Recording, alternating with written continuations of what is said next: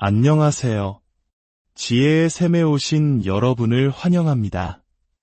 오늘 우리는 잠시 세상의 소음에서 벗어나 영원히 변치 않는 진리의 말씀 속에서 깊은 성찰의 시간을 갖고자 합니다. 오늘의 주제는 진정한 남성다움입니다. 이 시대는 우리에게 수많은 남성상을 제시합니다. 미디어는 강인하고 부유하며 매력적인 남자를 이상적인 모습으로 포장하여 보여주죠. 하지만 과연 그것이 성경이 말하는 하나님께서 원하시는 남자의 모습일까요? 오늘 이 시간이 이 혼란스러운 세상 속에서 흔들리지 않는 기준을 발견하는 귀한 여정이 되기를 소망합니다. 본격적인 이야기에 앞서 오늘 이 말씀이 여러분의 마음에 깊은 울림을 준다면 구독과 좋아요를 통해 저희와 동행해 주십시오. 여러분의 작은 손길 하나가 이 귀한 말씀을 더 많은 이들에게 전하는 통로가 되며 이는 곧 하나님의 은혜를 나누는 축복의 행위가 될 것입니다. 이 말씀을 듣는 모든 분들의 삶에 하나님의 평강이 가득하기를 기도합니다. 자, 그럼 이제 시작하겠습니다. 우리는 먼저 우리 자신도 모르게 깊이 세뇌된 생각들을 점검해 볼 필요가 있습니다. 현대사회, 특히 서구 문화는 남성성을 평가하는 세 가지 잘못된 기준을 우리에게 주입해왔습니다. 사람들은 이를 삼비라고 부르기도 합니다. 바로 볼필드, 베드룸, 빌폴드, 즉 운동장에서의 능력, 침실에서의 매력, 그리고 지갑의 두께입니다. 이것을 우리 한국의 상황에 맞게 다시 풀어볼까요? 첫째, 운동 능력과 같은 신체적 탁월함. 그가 얼마나 운동을 잘하는가, 얼마나 다부진 체격을 가졌는가. 둘째, 성적인 매력과 이성에게의 인기. 그가 얼마나 많은 여성들의 주목을 받는가. 셋째, 경제적인 능력. 그가 얼마나 많은 돈을 버는가. 그의 지갑이 얼마나 두툼한가. 우리가 인정하든 인정하지 않든 이것이 바로 우리 사회가 남자를 평가하는 방식입니다. 안타깝게도 스스로를 그리스도의 제자라 부르는 우리조차 이 기준에서 자유롭지 못할 때가 많습니다. 우리의 남성상에 대한 정의 역시 이 세속적인 기준과 크게 다르지 않은 경우가 허다합니다. 저는 내 아이를 홈스쿨링으로 키우는 아버지입니다. 제 큰아들은 지금 제 곁에 없습니다만 평소에는 저와 함께 여러 곳을 다닙니다. 저는 한 달에 약 8일 정도 외부 사역을 위해 집을 떠나는데 아들은 항상 저와 동행합니다. 이것이 아들의 주된 교육 과정입니다. 제 큰아들이 13살이 되었을 때 저는 아들을 위한 성인식을 열어주었습니다. 그 성인식의 중요한 절차 중 하나는 그때까지 아이의 교육을 전담했던 아내가 모든 교육의 권한을 저에게 넘겨주는 것이었습니다. 그날 이후로 저는 아들의 모든 과목을 가르치는 선생님이 되었고 더 중요하게는 그의 영적인 스승, 즉 제자가 되었습니다. 이 세상에 제 아들보다 더 중요한 제자는 없습니다. 그렇기에 아들은 저와 함께 다니며 세상을 배우고 신앙을 훈련받습니다. 그런데 흥미로운 점은 사람들이 저와 제 아들을 보며 자주 하는 질문이 있다는 것입니다. 저를 보고는 이렇게 말하죠. 덩치가 좋으시네요. 예전에 운동선수셨나 봐요. 그러면 저는 네, 그런 시절이 있었죠. 라고 대답합니다. 그리고는 이 제 14살이 된 제법 덩치가 커진 제 아들을 보며 걱정스럽게 묻습니다. 아들이 아버지와 늘 함께 다니면 운동은 언제 하나요? 운동선수가 되기는 힘들겠네요. 사람들이 제게 그렇게 물을 때 제 귀에는 이렇게 들립니다. 당신 아들이 어떻게 스포츠라는 우상의 재단에서 경배드릴 수 있겠습니까? 그럴 때마다 제 대답은 한결같습니다. 그게 대체 무슨 상관입니까? 저는 전혀 신경 쓰지 않습니다. 그것은 무의미한 일입니다. 우리에게 또 한 명의 운동선수가 더 필요한 것이 아닙니다. 우리에게는 훈련된 지성을 가진 남자들이 필요합니다. 하나님을 경외하는 성경적인 인격을 갖춘 남자들이 필요합니다. 여러 세대를 내다보는 거룩한 비전을 품은 남자들이 필요합니다. 자신의 모든 재능과 능력을 전능하신 하나님의 영광을 위해 온전히 바치는 남자들이 필요합니다. 저는 그리스도를 위한 전사를 키우고 있는 것이지 사람들을 즐겁게 해주는 엔터테이너를 키우는 것이 아닙니다. 어떤 사람들은 이렇게 반문합니다. 팀 스포츠가 인성을 길러주지 않나요? 정말 그렇게 믿으십니까? 만약 그 말이 사실이라면 그 전제를 한번 시험해 봅시다. 팀 스포츠가 인성을 길러준다면 팀 스포츠에 더 많은 시간을 보낸 사람들이 그렇지 않은 사람들보다 더 훌륭한 인격을 가져야만 합니다. 그렇다면 우리 사회에서 가장 위대한 인격자들은 프로야구 선수나 프로축구 선수들 중에 있어야 할 것입니다. 그것이 여러분의 최종적인 생각입니까? 터무니없는 이야기입니다.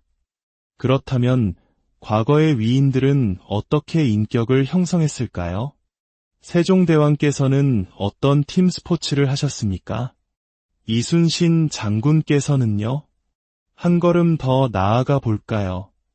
예수님께서는 어떻게 그분의 인격을 완성하셨습니까? 그분께서 유소년 축구단에라도 드셨을까요?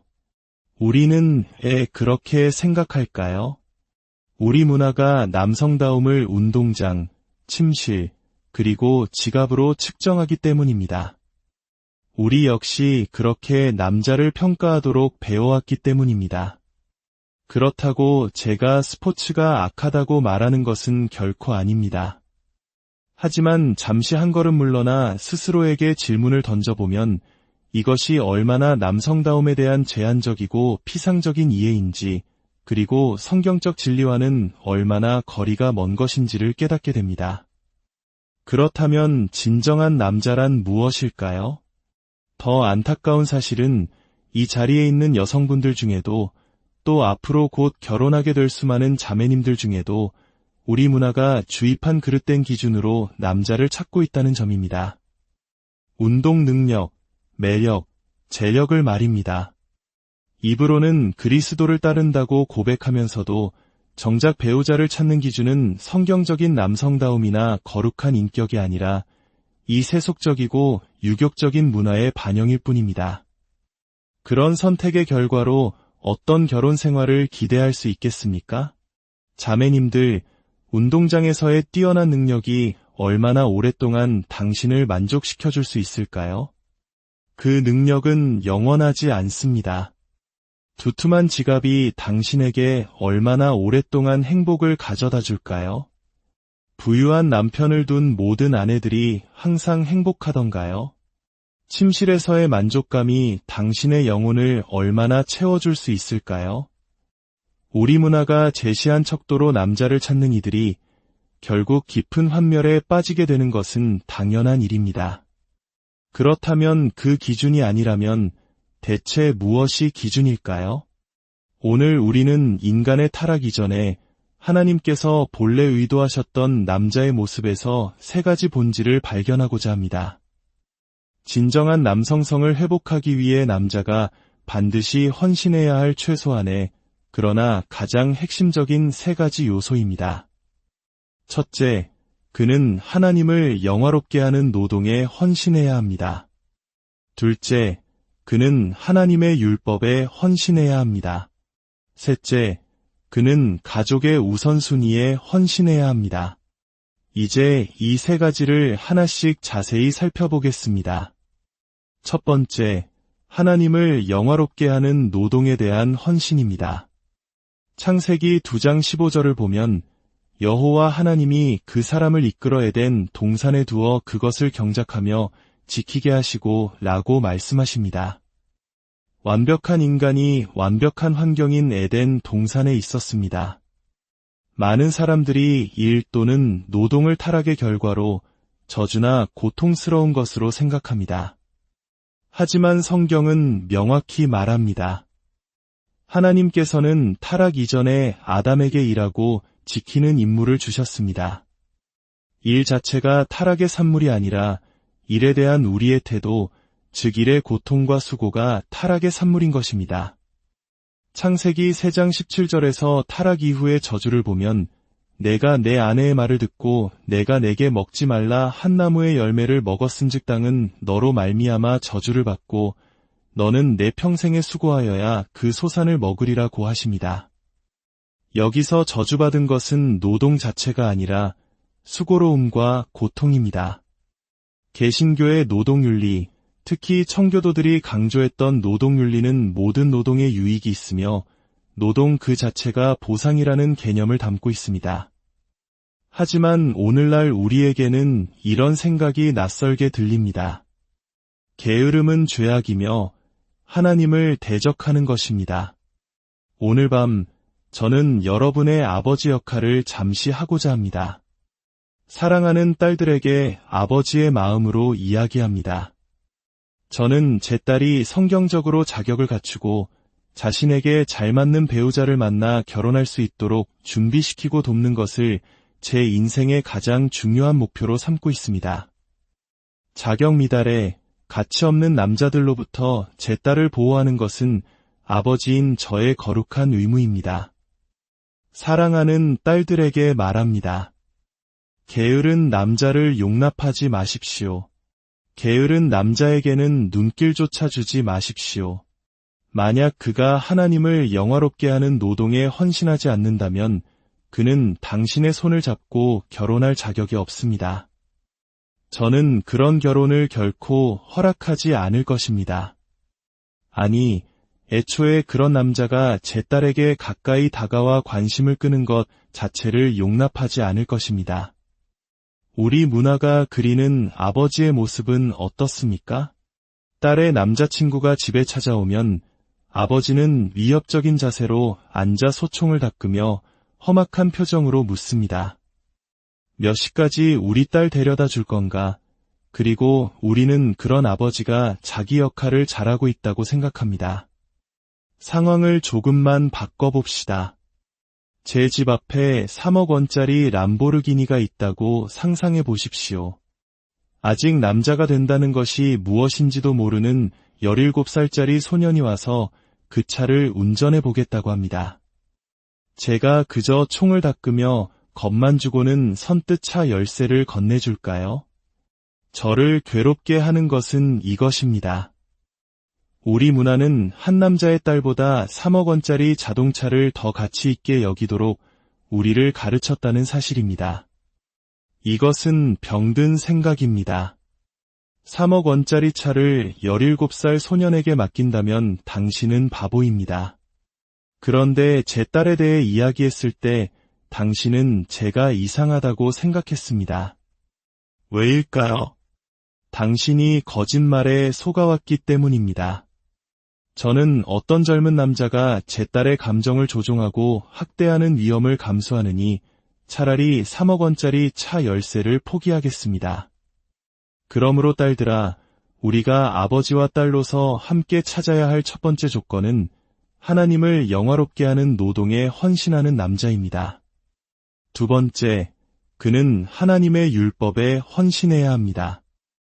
창세기 2장 16절과 17절에서 하나님은 아담에게 명령하셨습니다. 동산 각종 나무의 열매는 내가 임의로 먹되 선악을 알게 하는 나무의 열매는 먹지 말라 내가 먹는 날에는 반드시 죽으리라 하시니라. 이것이 바로 하나님의 법입니다. 십계명이 주어지기도 전에 완벽한 에덴 동산 한가운데에 하나님의 법이 존재했습니다. 법은 불완전함 때문에 생긴 것이 아닙니다. 타락 이전에 이미 법이 있었습니다. 진정한 남자는 하나님의 율법에 헌신해야 합니다. 하지만 오늘날 얼마나 많은 남자들이 하나님의 율법을 알기나 할까요? 헌신은커녕 알지도 못합니다. 여기 간단한 시험이 있습니다. 지금 마음속으로 십계명을 떠올려 보십시오. 모두 외울 수 있습니까? 연구에 따르면 95%의 사람들이 10계명을 알지 못합니다. 이 통계는 교회에 다니는 사람들에게도 똑같이 적용됩니다. 자매님들, 만약 당신에게 청혼하는 남자가 10계명조차 모른다면 그는 어떻게 당신의 영적 가장이 될 수 있겠습니까? 아버지가 된 저는 그런 청년에게 이렇게 말할 것입니다. 자네는 하나님께서 내게 맡기신 가장 소중한 보물 중 하나인 내 딸을 책임지겠다고 하면서 하나님의 가장 기본적인 법조차 모른단 말인가? 내 집에서 당장 나가게. 그리고 최소한 그 정도는 배우기 전에는 다시 돌아오지 말게. 왜냐하면 당신은 나의 미래 세대의 아버지가 되기를 요청하고 있기 때문입니다. 그리고 나의 후손들은 결코 무법한 자들이 될 수 없습니다. 에베소서 5장에서 남편이 아내를 말씀의 물로 씻어 거룩하게 하는 모습이 나옵니다. 에베소서 6장에서는 아버지가 자녀를 주의 교훈과 훈계로 양육하라는 책임이 주어집니다. 만약 아내와 자녀를 말씀으로 양육하는 것이 남자의 책임이라면 도대체 왜 하나님의 법도 모르는 남자와 결혼하려 하십니까? 그것은 남자가 아닙니다. 성경적인 남자가 아닙니다. 그런데도 많은 자매들이 운동장, 지갑, 침실을 더 중요하게 생각하며 미래 세대의 영적인 미래를 희생시키고 있습니다. 세상이 가장 가치 있다고 말하는 것에 만족하기 위해서 말입니다. 하나님, 우리를 도우소서. 자격이 없는 남자와 결혼하는 것은 물론이고 믿지 않는 자와의 결혼을 생각하는 것조차 논할 가치가 없습니다. 고린도후서 6장 14절은 믿지 않는 자와 멍에를 함께 매지 말라고 분명히 명령합니다. 이것은 선택사항이 아닙니다. 제가 여기서 말하는 것은 단순히 믿음의 유무가 아닙니다. 당신과 당신의 자녀를 가르칠 만큼 충분히 하나님의 율법을 아는 사람에 대해 말하고 있는 것입니다. 당신과 당신의 자녀를 말씀으로 양육할 자격을 갖춘 남자를 만나기 전까지 당신은 당신의 남편이 될 자격을 갖춘 남자를 만난 것이 아닙니다. 세 번째, 그는 가족의 우선순위에 헌신해야 합니다. 창세기 2장 18절에서 우리는 창조 과정에서 처음으로 좋지 아니하니라는 말씀을 듣게 됩니다. 사람이 혼자 사는 것이 좋지 아니하니 엿새 동안의 창조 과정에서 하나님은 매일 보시기에 좋았더라고 말씀하셨습니다. 그런데 처음으로 좋지 않다고 말씀하신 순간이 바로 남자가 여자 없이 혼자 있을 때였습니다. 물론 이것이 모든 남자가 결혼해야만 온전해진다는 의미는 아닙니다. 마태복음 19장에서 예수님은 천국을 위하여 스스로 고자가 된 자도 있다고 말씀하셨고 고린도전서 7장에서 바울은 특정한 상황에서는 독신으로 지내는 것이 더 낫다고 말합니다. 특별한 소명과 은사를 받은 이들도 있습니다. 그러나 성경 전체를 볼 때 결혼은 하나님께서 정하신 일반적이고 선호되는 상태입니다. 저는 모든 남자가 남편이 될 준비를 해야 하고 모든 여자가 아내가 될 준비를 해야 한다고 주장합니다. 우리 문화는 어떻습니까? 심지어 교회 안에서조차 결혼은 가능한 한 올에 피해야 할 재앙처럼 여겨집니다. 저는 대학 2학년과 3학년 사이 여름에 막 20살이 되었을 때 결혼했습니다. 많은 신앙인들조차 저를 보고 너무 어리다며 마치 죄를 짓는 것처럼 쳐다봤습니다. 인생은 길다 고요. 맞습니다. 그래서 저는 제 아내와 더 오랜 시간을 함께하고 싶었습니다. 교회는 젊은이들에게 이렇게 가르치고 있습니다. 인생의 모든 즐거움을 먼저 다 빨아들이고 그러고 나서 남은 찌꺼기를 어떤 여자에게 가져다 주어라. 이것이 우리가 젊은 남자들에게 가르치고 있는 끔찍한 메시지입니다. 우리는 이렇게 가르쳐야 합니다. 젊을 때의 순결을 지키고 하나님의 나라를 위해 쏘아 올릴 화살과 같은 자녀들을 키우는 다세대적인 비전을 품고 남편과 아버지가 될 준비를 하라. 하나님께서 당신의 젊은 시절의 왕조를 함께 시작할 수 있는 여인을 허락하시도록 기도하라. 성경은 아내를 얻는 자는 복을 얻고 여호와께 은총을 받을 자니라고 말씀합니다. 저는 제게 좋은 것을 찾았는데 왜 기다려야 합니까? 열정에 불타는 것보다 결혼하는 것이 낫다고 성경은 말합니다. 저는 제 아내를 원했고 그녀를 더럽히지 않기 위해 결혼하기를 원했습니다. 제가 졸업할 때까지 기다리라고 하는 것은 제 아내에게 나의 학업이 우리의 결혼보다 더 중요하다고 말하는 것과 같습니다. 그것은 잘못된 것입니다. 또한 성경에서 가장 지혜로운 사람, 가장 강한 사람, 가장 하나님 마음에 합한 사람 모두 성적인 죄 앞에서 무너졌습니다. 저는 솔로몬보다 지혜롭지 않고 다윗보다 거룩하지 않으며 삼손보다 강하지 않습니다. 저는 결혼해야만 했습니다. 결혼의 중요성은 창세기 2장 24절에 다시 한번 강조됩니다. 이러므로 남자가 부모를 떠나 그의 아내와 합하여 둘이 한 몸을 이룰지로다. 10계명 제5계명은 내 부모를 공경하라는 약속 있는 첫 계명입니다. 살인, 간음, 도둑질보다 앞에 나옵니다. 부모 공경은 이토록 중요합니다. 그러나 하나님께서는 결혼을 위해 그 부모를 떠나라고 명령하십니다. 이것이 바로 하나님의 경륜 안에서 결혼이 차지하는 엄청난 중요성을 보여주는 것입니다. 그렇다면 아직 결혼하지 않은 남자가 가족에 헌신했는지 어떻게 알 수 있을까요? 사랑하는 딸들아, 이렇게 물어보십시오. 그가 그의 부모님께 순종하고 존경하며 공경하는가? 만약 그렇지 않다면 그는 자신의 결혼 생활도 공경하지 않을 것입니다. 불순종하고 무례한 아들을 제게 데려오지 마십시오. 저는 그런 아들을 키우지도 않았고 제 가족으로 받아들일 생각도 없습니다. 그가 성경적인 가족의 개념을 이해하고 있습니까? 다세대적인 비전을 가지고 있습니까? 스스로를 미래의 아버지로 여기고 자녀들에게 헌신할 준비가 되어 있습니까? 당신이 자녀들에게 온전히 헌신할 수 있도록 당신을 부양하는 일에 헌신하고 있습니까? 아니면 그저 당신을 또 다른 돈 버는 사람으로 여겨 자신의 안락한 삶을 추구하는 실용적이고 물질주의적인 사람입니까? 오늘 나눈 이야기는 최소한의 기준에 불과합니다. 하지만 이 세 가지만이라도 제대로 세워진다면 우리는 세상의 거짓된 남성상에서 벗어나 하나님께서 기뻐하시는 모습에 더 가까이 다가갈 수 있을 것입니다. 성경적인 남성다움을 나타내고자 하는 사람에게 기대할 수 있는 최소한의 조건은 이것입니다.